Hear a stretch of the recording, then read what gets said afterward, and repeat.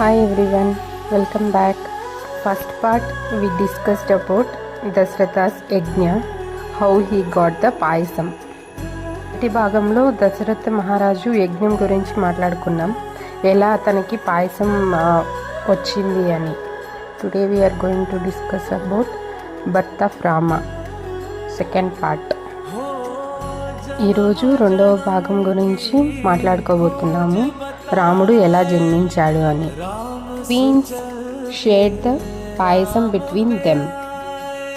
రాణులు వాళ్ళలో పాయసాన్ని పంచుకున్నారు.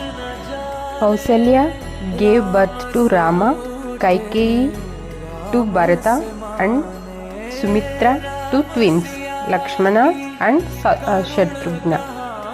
కౌసల్య రాముడికి జన్మనిచ్చింది, అలాగే కైకేయి భరతుడికి, సుమిత్ర కవల పిల్లలకి జన్మనిచ్చింది.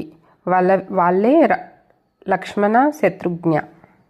The princes grow up under the loving care of their parents.